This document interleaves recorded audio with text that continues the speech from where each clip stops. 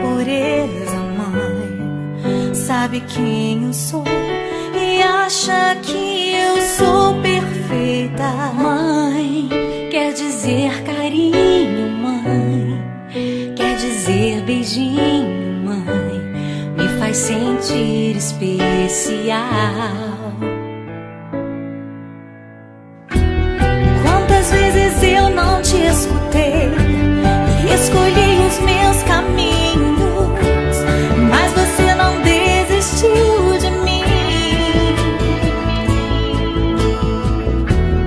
Você sempre viu muito além do que os outros conseguiram ver, e porque você orou, eu venci.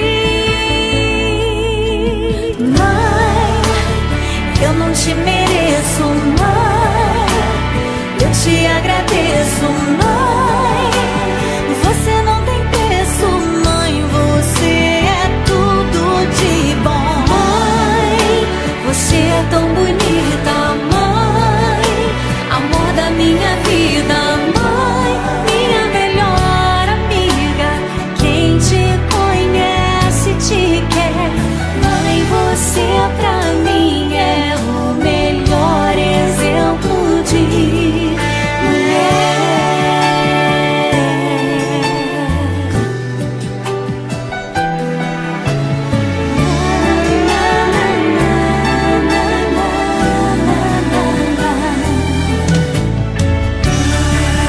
Quer dizer amor, quer dizer pureza, mãe. Sabe quem eu sou e acha que eu sou perfeita. Quer dizer carinho, mãe. Quer dizer beijinho. Acha que eu sou especial. Quantas vezes eu não te escutei, escolhi os meus caminhos, mas você não desistiu de mim. Você sempre viu muito além do que os outros conseguiram ver, e porque você orou, eu venci. Mãe, eu não te mereço, mãe. Eu te agradeço, mãe. Você não tem preço, mãe. Você é tudo de bom, mãe. Você é tão bonita, mãe. Amor da minha vida, mãe. Minha melhor amiga. Quem te conhece te quer. Mãe, você pra mim é o melhor exemplo de mulher.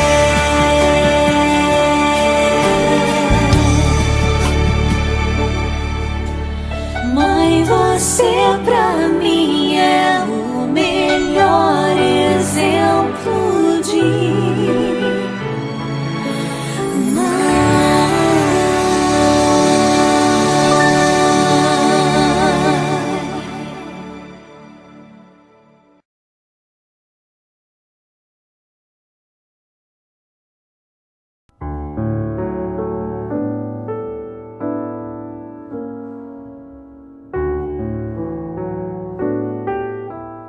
Que a paz do Senhor esteja sobre a sua vida, sobre a sua casa, sobre a sua família.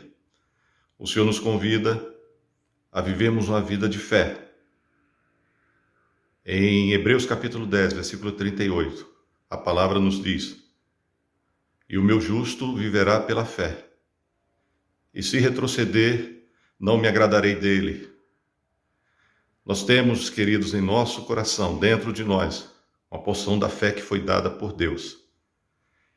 E viver uma vida de fé é que faz toda a diferença. É que faz as coisas acontecerem. É que faz o milagre se manifestar sobre a nossa vida. A palavra nos diz que Abraão, mesmo tendo o corpo envelhecido, amortecido, ele decidiu crer na promessa do Senhor. Ele decidiu acreditar que aquilo que o Senhor tinha prometido para ele, que ele seria pai de nações, iria se cumprir. E a cada dia ele se fortalecia, dando graças a Deus. E por causa disso, ele foi reconhecido na palavra como sendo o pai da fé. E sabe, meu amado, minha amada irmã, meu amado irmão, assim pode ser na minha vida e na sua vida também. Você pode ser reconhecido pela sua fé. E essa fé, ela pode ser demonstrada, ela pode ser revelada, ela pode surgir, aparecer por meio de declarações, por meio de posicionamentos, por meio de decisões, por meio de ações, queridos. Porque a fé sem ação, ela é morta. Ela não existe. E o Senhor Jesus Cristo, ele nos deu a capacidade de nos avaliarmos e verificarmos se de fato estamos à fé, se de fato somos da fé. Nós temos a capacidade dada pelo Senhor, o Espírito Santo do Senhor habita dentro de nós. E ele nos dá discernimento para que possamos fazer essa autoavaliação e verificarmos e analisarmos e chegarmos à conclusão se de fato vivemos pela fé, se somos da fé ou não. Nós temos essa habilidade, essa capacidade dada por Deus. Como nós podemos fazer essa avaliação? Em meio às circunstâncias, em meio às afrontas, em meio às adversidades, como nós estamos agindo? O que nós estamos declarando? O que nós estamos falando? O que estamos fazendo? Tem relação com aquilo que nós cremos? A autoavaliação. E verificarmos e analisarmos e chegarmos à conclusão se de fato vivemos pela fé, se somos da fé ou não. Nós temos essa habilidade, essa capacidade dada por Deus. Como nós podemos fazer essa avaliação? Em meio às circunstâncias, em meio às afrontas, em meio às adversidades, como nós estamos agindo? O que nós estamos declarando? O que nós estamos falando? O que estamos fazendo? Tem relação com aquilo que nós cremos? Remete às promessas dadas pelo Senhor? Quando a doença, a enfermidade aparece, nós estamos declarando que o Senhor Jesus Cristo já levou sobre si todas as nossas enfermidades? Quando a dificuldade, a escassez quer se manifestar, nós estamos declarando que em Deus, em Jesus Cristo, nós podemos todas as coisas, que nenhum mal nos sucederá, que praga alguma chegará à nossa casa, que em Cristo nós somos mais do que vencedores. É isso que nós temos declarado? Ou estamos declarando palavras negativas e credulidade?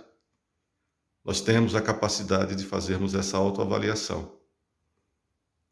E, eventualmente, de repente, acertarmos o rumo, o curso da nossa vida.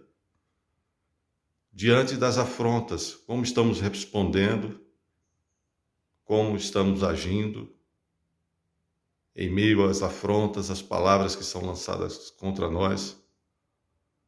Nós estamos em fé, muitas vezes silenciando, ou muitas vezes respondendo totalmente contraditório àquilo que estamos escutando, mas crendo na palavra do Senhor, crendo que o nosso Deus é fiel e poderoso para fazer infinitamente mais do que tudo aquilo que nós pedimos ou pensamos.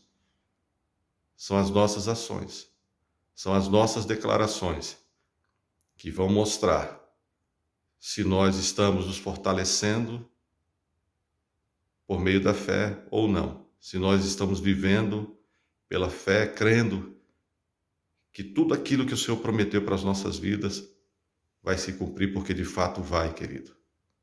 Fica essa reflexão, que o Senhor Deus continue te abençoando na prática da palavra, em nome de Jesus Cristo. Amém.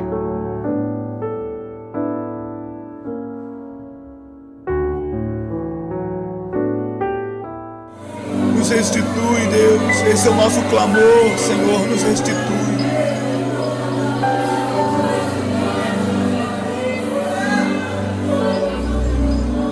Os planos que foram embora, o sonho que se perdeu, o que era festa e agora é luto do que já morreu. Não podes pensar que este é o teu fim, não é o que Deus planejou. Levante-se do chão, erga um clamor, restitui. Eu quero de volta o que é meu. Sara-me e põe teu azeite em minha dor. Restitui e leva-me às águas tranquilas. Lava-me e refrigera minha alma. Restitui.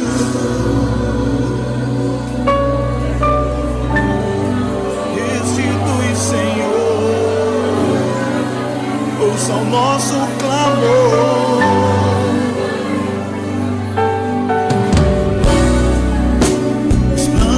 Foram embora, o sonho que se perdeu, o que era festa e agora é luto do que já morreu.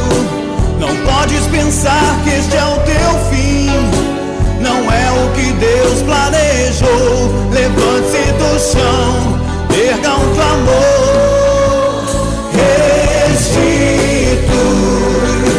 Eu quero de volta o que é meu. Sara-me e põe teu azeite em minha dor. Restitui e leva-me às águas tranquilas. Lava-me e refrigera minha alma.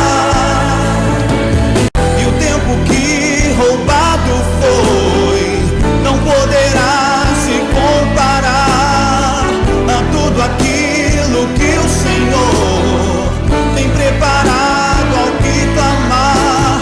Creia, porque o poder de um clamor pode ressuscitar.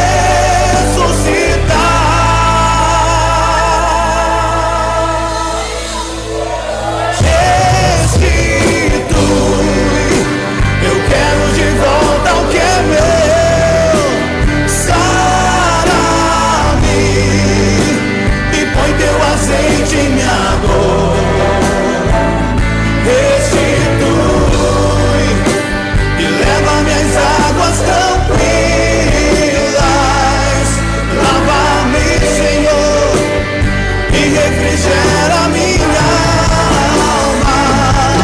Restitui. Eu quero de volta o que é meu. Sara-me e põe teu azeite em minha dor. Restitui e leva-me às águas tranquilas.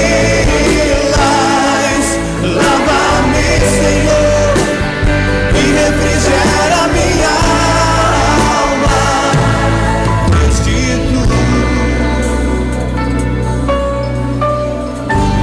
Restitui, Senhor.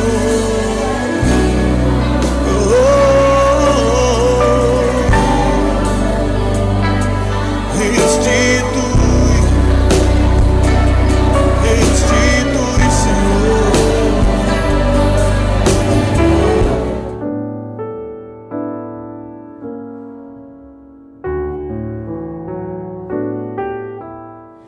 Olá, irmãos, a paz esteja com todos. Hoje eu vim contar o testemunho, na verdade não é meu, é do meu marido, mas que eu fiz parte, né? No dia 7 de setembro de 2017, meu marido sofreu um acidente de moto. Ele estava indo trabalhar e ele saiu de casa por volta de umas 20:45 da manhã e acabou batendo num caminhão parado. E ainda a gente não sabe a causa, porque ele não lembra o que aconteceu, acredita que ele passou mal ou algo assim. A partir da batida já começou um milagre em nossas vidas, né? Na vida dele principalmente. Conforme ele caiu, ele acabou sendo arremessado alguns metros para frente e com esse impacto, graças a Deus, o capacete dele estourou a fivela e saiu da cabeça dele. porque senão ele teria quebrado o pescoço na hora conforme o impacto. Ele acabou caindo com o rosto no chão e fraturando a parte do rosto, né? Toda a parte óssea do rosto. Logo ele foi para o hospital, né? Ele já estava em coma. E chegando lá, a gente não sabia o que tinha acontecido direito. E eu entrei para verificar, né? O que estava acontecendo. Conforme eu entrei, o médico já veio de encontro comigo e perguntou que eu era dele. Aí eu falei que eu era esposa. E ele perguntou se eu acreditava em Deus. Porque só um milagre. Ele falou que não tinha nada que a ciência fizesse, não tinha nada para fazer, que somente um milagre iria restituir a saúde do meu marido. Naquele momento eu fiquei com muito medo, porque os nossos filhos eram pequenos, tinham apenas 2 anos, ele era muito novo e tinha muito medo de acontecer algo, né? Algo pior, mas sempre acreditando que Deus iria fazer o melhor para ele e para nossa família. Descobrimos também que ele teve o traumatismo craniano grau 3, que é o grau maior, né, que tem entre os traumatismos. Tinha fraturado o rosto e estava com um coágulo de sangue na cabeça. Se esse coágulo não saísse, ele iria ter que operar a cabeça também. Graças a Deus, algumas horas depois do acidente, ele abriu o supercílio, né, quando ele sofreu o acidente, e o coágulo acabou saindo pelo cortinho que tinha feito no supercílio. Depois disso, ele foi para UTI, teve que ficar lá na UTI em coma, e foi passando os dias e nada de melhor. Ele continuava na mesma, em coma, sem reação, ele se mexia, mas provavelmente de dor, por conta de ter quebrado o rosto, e a gente orando e acreditando que Deus faria o melhor. 5 dias depois ele teve alta da UTI e foi pro quarto, e no dia seguinte ele já iria fazer a cirurgia do rosto, mesmo que não podia, porque era muito recente, ele estava em coma, mas o médico preferiu para tentar aliviar a dor dele, mesmo em coma, ele sentia muita dor. Então, no dia 13 de setembro foi feita a cirurgia, graças a Deus ocorreu tudo bem, porém no meio da cirurgia ele teve uma convulsão, várias convulsões na verdade, e ele teve que voltar para UTI para ficar em observação. Começou a ter febre sem parar, não sabia de onde vinham essas febres, só que ele estava bem, a cirurgia tinha sido um sucesso, ele estava bem na medida do possível do quadro dele. Então tiraram ele da UTI e colocaram no quarto novamente. Umas 2 semanas depois, continuando em coma, ele, com decorrência da febre, ele foi fazer um exame que precisaria fazer para ver o coração, para ver como que estava tudo certinho. E nesse dia eu acho que foi um dos piores que a gente passou dentro do hospital. Ele teve uma convulsão muito forte, a febre dele chegou a 43 graus e a gente não sabia o que fazer, porque não descobria de onde vinha, o que estava acontecendo e simplesmente preocupados com a situação. Então os médicos falaram que precisava descobrir de onde estava vindo essa febre, porque senão ia ficar mais difícil o quadro dele, já estava difícil, poderia ficar mais. Fizeram todos os tipos de exame, fizeram aquele exame da coluna também de tirar o líquido, mas não descobriu nada. Acabou fazendo um exame de sangue para fazer a verificação, né, de onde estava vindo, e descobriu que ele tinha pego infecção generalizada. Nesse dia a gente ficou muito chocado, muito, vamos dizer assim, triste, porque estava tudo indo bem na medida do possível e de repente acontece isso.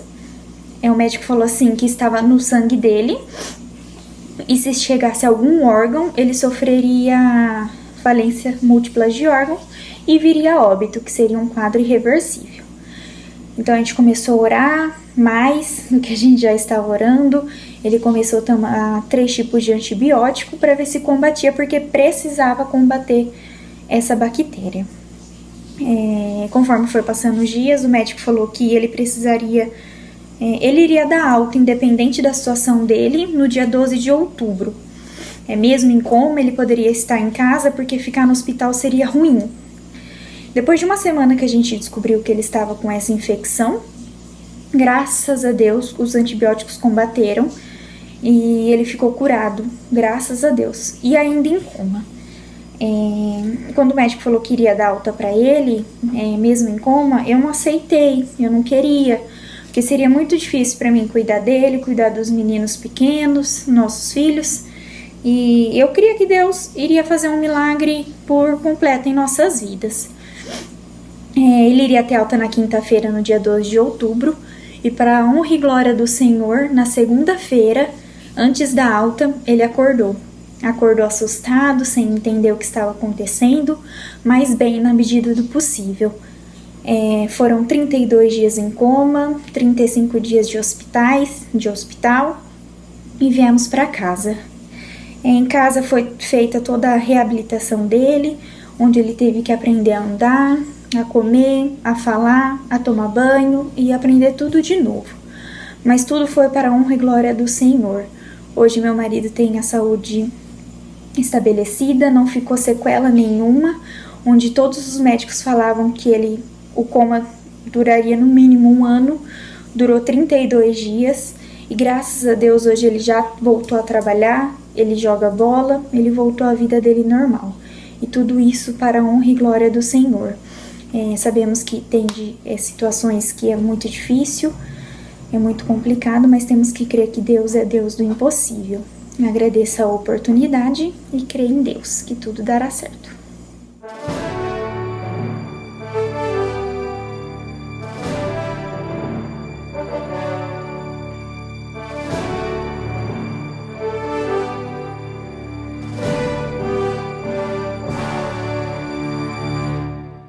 Que a graça e a paz do Senhor Jesus possa estar agora dominando o seu coração e também o coração da sua família.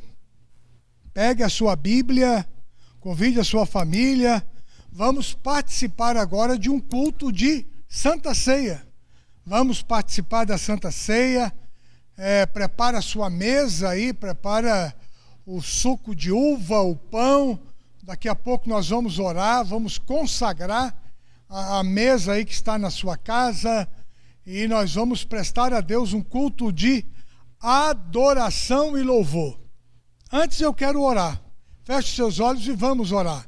Senhor Deus e Pai, agora em nome do Senhor Jesus, pelo poder do sangue do Senhor Jesus, pelo poder do Espírito Santo, revela-nos a Tua palavra. Fala aos nossos corações através da Tua palavra e que a Tua palavra possa produzir milagres em cada coração, em cada família, para a glória e louvor do Teu nome, Pai. Aceita a nossa oração, aceita a nossa gratidão, o nosso louvor. Em nome do Senhor Jesus oramos. Amém e amém. Então pega a sua Bíblia, abre a sua Bíblia no Evangelho de Mateus, capítulo 26, a partir do verso 17. Você já sabe que Marcos também, capítulo 14, fala a respeito da Santa Ceia. Evangelho de Lucas, capítulo 22. Evangelho de João, capítulo 13. 1 aos Coríntios, capítulo 11, a partir do verso 23. Então são 5 textos que falam a respeito da celebração da Santa Ceia. Então pega a sua Bíblia, abra sua Bíblia em Mateus capítulo 26, a partir do verso 17. Vamos ler. A última Páscoa e a Santa Ceia. E no primeiro dia da festa dos pães asmos, chegaram os discípulos junto de Jesus, dizendo: onde queres que preparemos a Páscoa? E ele lhes disse: ide à cidade, a um certo homem, e dize-lhe: o mestre diz, o meu tempo está próximo, em tua casa celebrarei a Páscoa com os meus discípulos. E os discípulos fizeram como Jesus lhes ordenara, e prepararam a Páscoa. E chegada a tarde, assentou-se à mesa com os seus 12 discípulos. E enquanto eles comiam, disse: em verdade vos digo que um de vós me há de trair. E eles, entristecendo muito, começaram a dizer um por um: porventura sou eu, Senhor? E Jesus lhes disse: o que mete comigo a mão no prato, esse me trairá. Em verdade o Filho do Homem vai, como acerca dele está escrito. Mas ai daquele homem por quem o Filho do Homem é traído. Bom seria se este homem não tivesse nascido. E respondendo Judas, o que o traía, disse: porventura sou eu, Rabi? E ele disse: tu dissestes.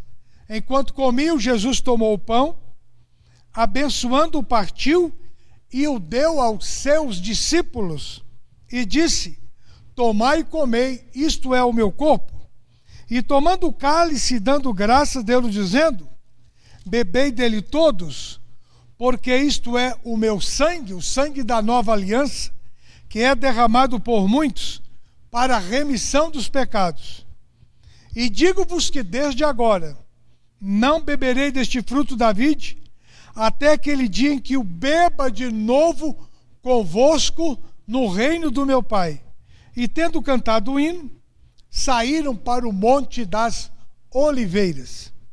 Então está aqui registrado Jesus participando da última Páscoa com seus discípulos e Jesus instituindo a Santa Ceia. Então, dentro da Páscoa, Jesus estabelece a celebração da Santa Ceia. Agora eu quero chamar a sua atenção para um detalhe muito importante aqui no texto. Eu quero chamar a sua atenção para a palavra discípulo. Discípulo é aquele que aprende. Discípulo é aquele que quer aprender. Discípulo é aquele que quer colocar em prática aquilo que aprende. Discípulo é aquele que segue o seu mestre. E um detalhe importante, segue as pisadas do seu mestre. Então, ser discípulo é muito importante. No Novo Testamento, a palavra discípulo aparece 269 vezes. 269 vezes aparece a palavra discípulo no Novo Testamento. E a pergunta que eu quero lhe fazer é: você é discípulo? Você é discípula do Senhor Jesus? Jesus, ele é mestre por excelência. No Novo Testamento, nos 4 evangelhos, Jesus é chamado de mestre. Jesus é chamado de mestre e Senhor. E ele próprio diz que ele é mestre. Abra sua Bíblia, João capítulo 13. João capítulo 13, o próprio Jesus se refere a si como mestre. Como mestre. Capítulo 13, verso 13. Olha o que o Senhor Jesus diz: vós me chamais mestre e Senhor, e dizeis bem, porque eu sou. Então Jesus, ele é mestre e Senhor. Preste atenção nesta palavra: mestre e Senhor. Nicodemos, no capítulo 3 de João, pode voltar aqui, capítulo 3 de João, Nicodemos se refere a Jesus como mestre. Nicodemos aproximou-se de Jesus e disse: Rabi, Rabi, bem sabemos que tu és mestre vindo de Deus. Olha que interessante, ó. Mestre vindo de Deus. Não mestre vindo de homens, não. Mestre vindo de Deus. Então, eu quero dar esta ênfase aqui para você entender. Jesus não é o mestre da filosofia. Jesus não é o mestre da sabedoria, apesar que Jesus ele entende de filosofia, de sabedoria. Ele entende de relações humanas. Ele é mestre por excelência, mas vindo de Deus, não do homem. Está entendendo? E Nicodemos teve essa revelação. Bem sabemos que és mestre vindo de Deus. Então Jesus, ele é mestre por excelência. João capítulo 13, verso 13. Jesus diz, eu sou mestre. Eu sou mestre. Então, agora, o desafio que todos nós temos é ser discípulo. Aprender com Jesus. Discípulo é aquele que aprende. E eu quero te fazer uma segunda pergunta. Com quem você tem aprendido? Tem muita gente que aprende nos livros de filosofias da vida. Tem muita gente que aprende com os coaches desta vida. Tem muita gente que aprende com a sabedoria deste mundo. Agora eu quero desafiar você a aprender com Jesus. A pautar a sua vida espiritual, a sua vida familiar, a sua vida conjugal, a sua vida financeira, a sua vida profissional. Pautá-la com os ensinamentos do Senhor Jesus. Sabe por que você tem muitos problemas? Sabe por quê? É porque você não tem aprendido com o Mestre Jesus. Você ainda não tem aprendido com o Mestre Jesus. Então você tem que pautar a sua vida, a vida da sua família, com os ensinamentos do Mestre Jesus, para você verdadeiramente ser discípulo de Jesus. Eu quero te falar a diferença da palavra aprender e apreender. Olha a diferença, olha. Aprender e apreender. Apreender é aquele que coloca em prática aquilo que ele aprende. Está entendendo? Você aprende e você apreende. Você toma posse. Você coloca em prática aquilo que você aprende. Aquilo que você aprende. Então é muito importante aprender e apreender. E eu quero te desafiar a ser discípulo do Senhor Jesus. Porque Jesus, ele é mestre por excelência. Rabi, Rabone. Maria Madalena, lá em João capítulo 20, chamou Jesus de Rabone. Aqui Nicodemos chama Jesus de Rabi, mestre. Então Jesus, ele é mestre por excelência. Ele é mestre por excelência. E a providência de Jesus no ministério dele, no ministério terreno aqui de Jesus, foi ter discípulos. Ter pessoas dispostas a segui-lo. O mestre em Israel, o rabino em Israel, ele teria que ter 30 anos. Aí você pode perguntar, por que Jesus começou o seu ministério com 30 anos? Porque segundo a lei, segundo a Torá, o rabino, o mestre, ele teria que começar o seu ministério aos 30 anos. Evangelho de Lucas, capítulo 3, abra sua Bíblia. Evangelho de Lucas, capítulo 3. Lucas diz que Jesus começou o seu ministério aos 30 anos. Começou o seu ministério aos 30 anos. Capítulo 3, verso 23 de Lucas. Abra sua Bíblia. E o mesmo Jesus começava a ser de quase 30 anos. 30 anos. Então Jesus começou o seu ministério com 30 anos. E em Lucas capítulo 6, vamos aqui parar um pouco no Evangelho de Lucas, capítulo 6, a partir do verso 12. A partir do verso 12, Jesus ele escolhe os seus 12 discípulos. Dentre um número grande de discípulos, ele escolhe especialmente 12. Olha que interessante, ele escolhe 12. E aconteceu naqueles dias, Jesus subiu ao monte a orar e passou a noite inteira em oração. Jesus era um mestre que orava. Ele passou a noite inteira em oração. E quando já era dia, chamou a si os seus discípulos. Ele tinha muitos discípulos.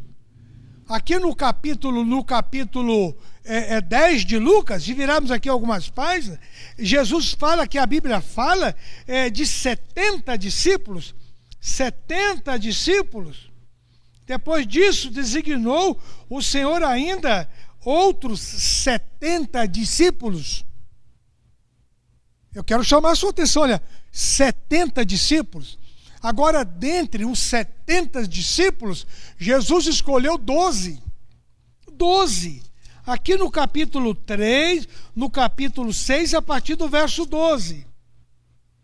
E quando já era dia, Jesus chamou a si os seus discípulos e escolheu 12 dentre eles, aos quais também chamou apóstolos.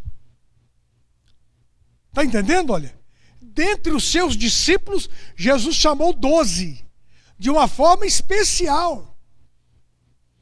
E estes 12 iam aprender com ele, caminhar com ele, pisar nas suas pisadas, ouvir os seus ensinamentos. Então Jesus, ele tinha muitos discípulos, mas ele tinha 12 discípulos mais chegados. Eu posso até te perguntar, que tipo de discípulo que você é? Você é um discípulo mais distante ou mais chegado? Chegai-vos a Deus, e ele se chegará a vós. Tiago capítulo 4, versos 7 e 8. Chegai-vos a Deus, e ele se chegará a vós. Resisti ao diabo, e ele fugirá de vós. Então eu quero te perguntar, você é um discípulo mais chegado ou mais distante? Que tipo de discípulo que você é? Você é aquele discípulo negligente, displicente, ou você é aquele discípulo que aprende, que apreende, que participa, que coloca em prática os ensinamentos do Senhor Jesus? Que tipo de discípulo que você é? No Evangelho de João, abra sua Bíblia no capítulo 6. Evangelho de João, capítulo 6, a partir do verso 60. Eu quero mostrar para você aqui o relacionamento de Jesus com os seus discípulos. Abra sua Bíblia. João capítulo 6, a partir do verso 60. Muitos, pois, dos seus discípulos, olha, muitos discípulos, ouvindo o discurso de Jesus, disseram: duro é este discurso, difícil de ouvir. Todo o capítulo 6 de João mostra o discurso de Jesus. Jesus, sabendo que os seus discípulos murmuravam a respeito, olha, discípulos que murmuram. Será que você conhece algum discípulo que murmura? Discípula que murmura, que reclama de tudo. Os discípulos estavam ali murmurando, discordando de Jesus. E Jesus perguntou para ele: vocês estão escandalizados com o meu ensino? Vocês estão escandalizados? Vocês estão escandalizados? E Jesus começa a dizer para eles que eles precisavam aprender. O que seria, pois, se visseis subir o Filho do Homem para onde primeiro ele estava? O Espírito vivifica, a carne para nada aproveita, e as palavras que eu tenho falado para vocês são espírito e vida. Espírito e vida. Mas há alguns de vocês que não creem. Olha, Jesus questionando os seus discípulos. Jesus conhece os seus discípulos. João capítulo 2, verso 24 e 25, a Bíblia diz que Jesus conhece o nosso coração. Jesus conhece o nosso coração. Verso 64, por que alguns de vós não creem? Por quê? Porque bem sabia Jesus desde o princípio quem eram os que não criam e quem era aquele que o havia de entregar. Jesus sabia desde o princípio. Jesus sabia quem eram os seus discípulos. E ele até sabia do coração de Judas. Sabia do coração de Judas.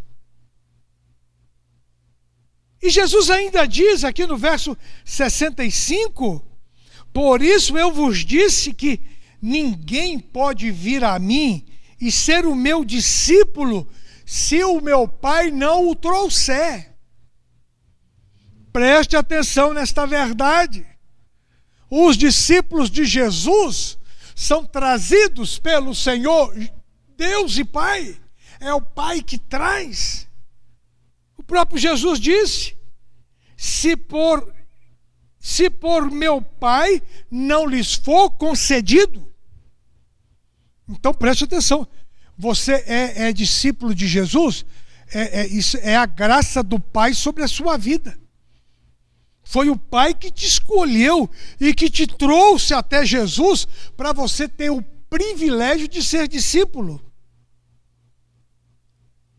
Então muitos dos seus discípulos, olha, preste atenção, muitos dos seus discípulos tornaram atrás e não andavam mais com ele. Muitos dos seus discípulos resolveram abandonar a Jesus. Meu irmão, minha irmã, preste atenção nesta verdade. Será que você tem abandonado a Jesus? Será que você tem achado o discurso de Jesus muito duro, muito difícil? Será que você tem achado os ensinamentos de Jesus muito difíceis? Muitos discípulos resolveram abandonar a Jesus. Meu irmão, minha irmã, aquele que é discípulo não abandona. Aquele que é discípulo permanece firme. Aquele que é discípulo morre por Jesus. Nesta pandemia que estamos vivendo hoje, milhares de pessoas estão abandonando a igreja, abandonando a fé, abandonando a Jesus. Milhares de pessoas. Milhares de pessoas. Como que está o seu coração hoje? Como que está a sua vida hoje?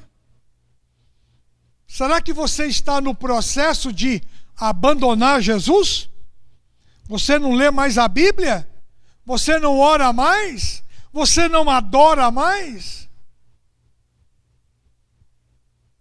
Meu irmão, minha irmã, cuidado. Não permitas que a sua fé se esfrie. Não abandone a Jesus. Jesus te ama. E Ele é poderoso para te abençoar, para te salvar. E muitos abandonaram Jesus. E ficaram só os 12. Olha, os 12 permaneceram. Os 12 permaneceram. Jesus olhou para os 12 no verso 67 e perguntou para ele: vocês também não querem ir embora? Vocês também não querem ir? E Simão Pedro respondeu para Jesus, verso 68, para onde iremos nós? Para onde fugiremos nós? Para onde iremos? Jesus, somente o Senhor tem palavras de vida eterna. Meu irmão e minha irmã, somente Jesus tem palavras de vida eterna. Somente Jesus. Somente Jesus. Todos nós sabemos que Judas Iscariotes traiu a Jesus. Verso 70. Não vos escolhi vós 12, mas um de vós é um diabo. Misericórdia. Um de vós está sendo usado por Satanás, pelo diabo. Lucas capítulo 22, Satanás entrou no coração de Judas. João capítulo 13, Satanás entrou no coração de Judas. Meu irmão, minha irmã, Satanás não quer que você seja discípulo de Jesus. O diabo, ele faz tudo para impedir que sejamos discípulos do Senhor Jesus. O diabo, ele quer tirar de você este privilégio. Agora vamos voltar lá em Mateus capítulo 26. Vamos voltar, abra sua Bíblia, Mateus capítulo 26. Eu quero analisar com você aqui mais alguns detalhes a respeito do discipulado.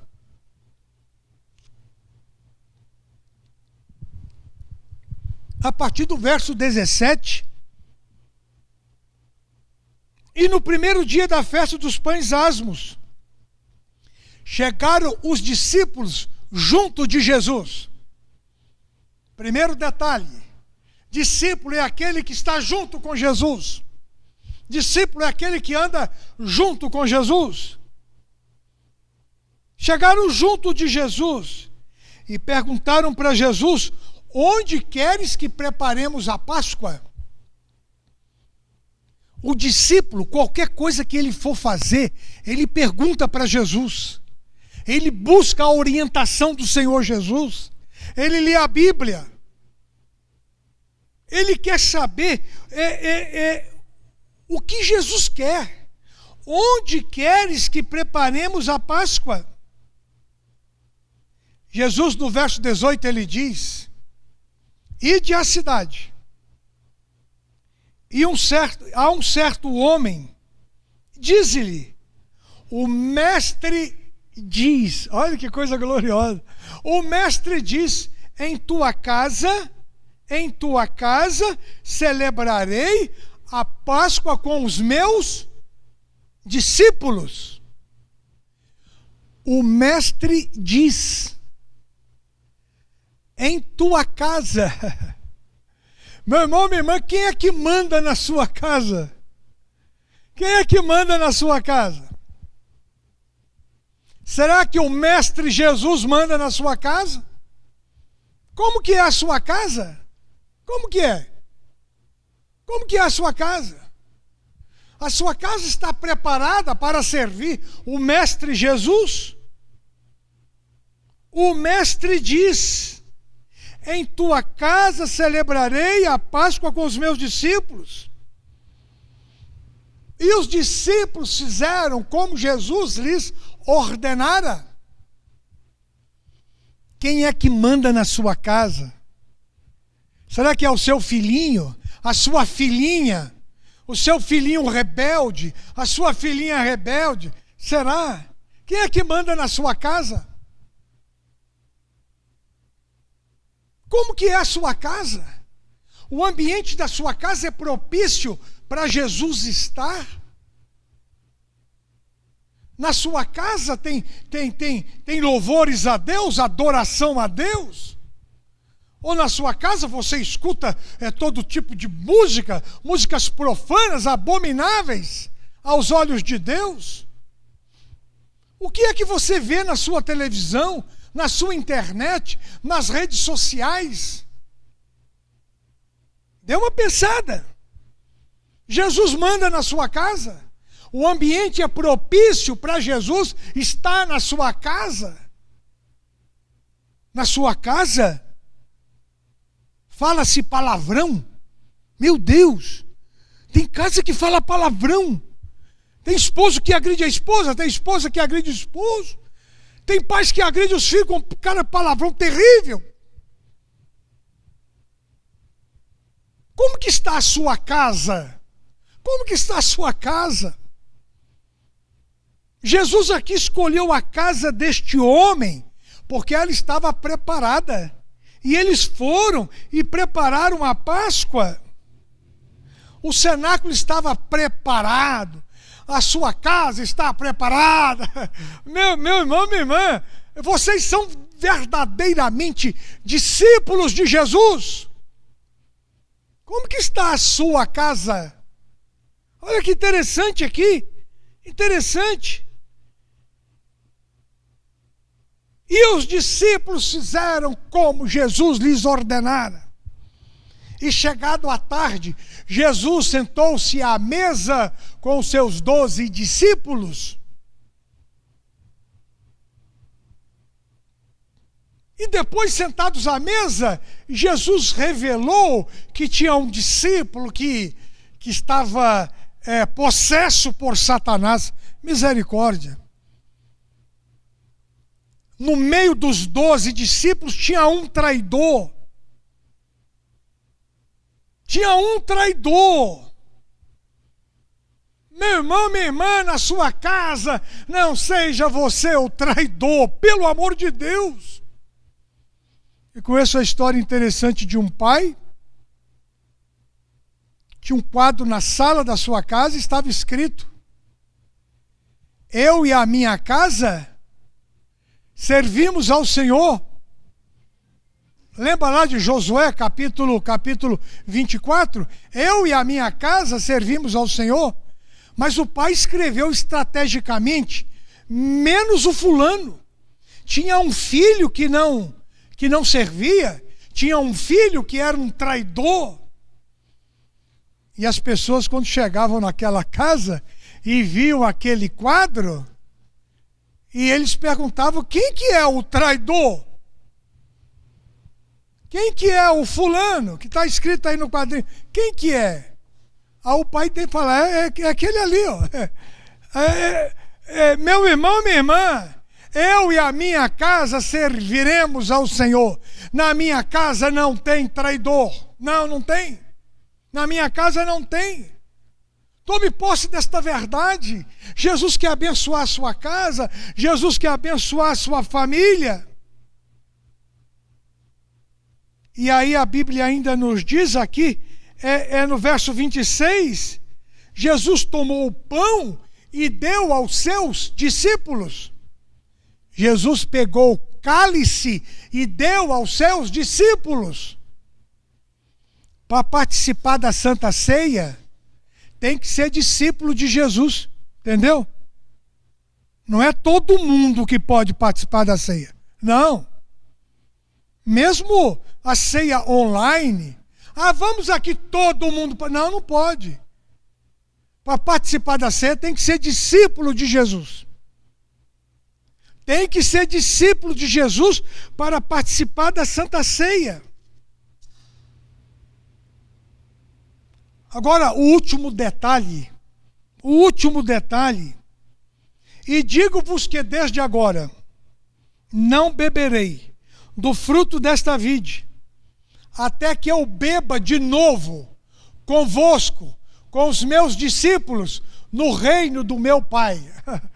Olha, eu quero fechar aqui com esta verdade gloriosa.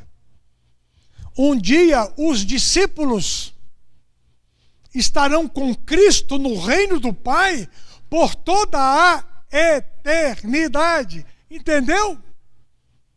Os privilégios de ter Jesus como discípulo. Entenda esta verdade. Conserte a sua vida. Arrependa-se dos seus pecados. Arrependa-se. Reconcilie-se com Deus. Jesus está de braços abertos esperando por você. Volte-se para Cristo. Não abandone a Cristo. O Pai te escolheu. O Pai te escolheu. O Pai te chamou para ser discípulo do Senhor Jesus. Não traia o Pai. Não decepcione o Pai. Não. Você é discípula do Senhor Jesus. Aleluia. Privilégio. privilégio. Eu quero orar por você. Eu quero orar. Quem não é discípulo não vai estar participando no céu, no reino do meu Pai. Não estará participando. O céu, a vida eterna, é para os discípulos. Entendeu? Digo-vos que desde agora não beberei mais convosco esta Páscoa, esta ceia, até aquele dia em que eu beba de novo convosco no reino do meu Pai. Meu irmão, minha irmã, Jesus está voltando. Você tem que saber dessa verdade. Jesus está voltando. O tempo do fim é hoje, é agora. Você tem que acertar a sua vida com Cristo agora, hoje. Voltar-se para Jesus. Arrependa-se. Jesus te chamou, Jesus te escolheu. E nós participamos agora da Santa Ceia e depois vamos participar com Cristo no reino do nosso Pai. Vamos orar. Eu quero orar por você, pela sua família. Vou consagrar agora este pão, este cálice que você preparou e nós vamos participar. Vamos orar.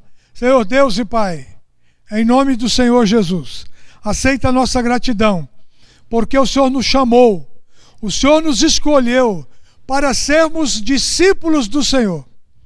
Pai Santo, Deus eterno, contempla agora os teus discípulos em sintonia comigo. Contempla agora o teu filho e a tua filha.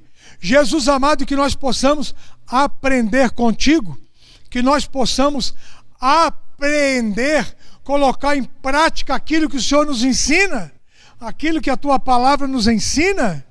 Jesus amado, ajuda-nos a sermos discípulos fiéis, ajuda-nos a sermos discípulos sinceros, servi-los com sinceridade, em espírito e em verdade.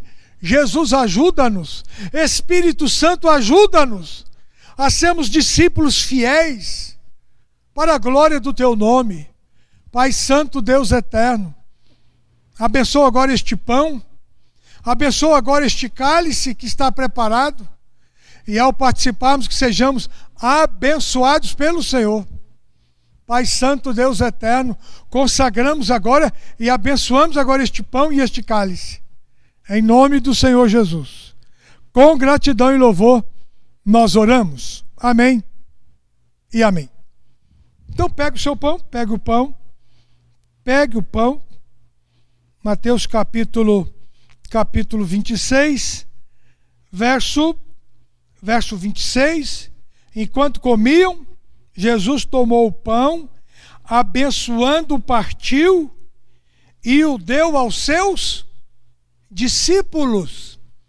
E disse: tomai e comei, porque isto é o meu corpo. Vamos participar do pão.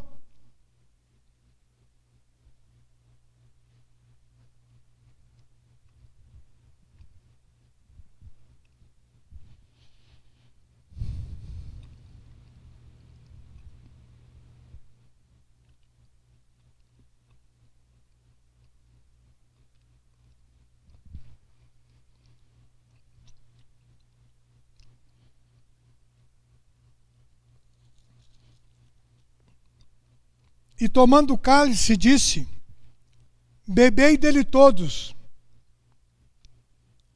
os meus discípulos, porque isto é o meu sangue, o sangue da nova aliança, que é derramado por muitos para perdão dos pecados. Então vamos participar do cálice. Bebei dele todos.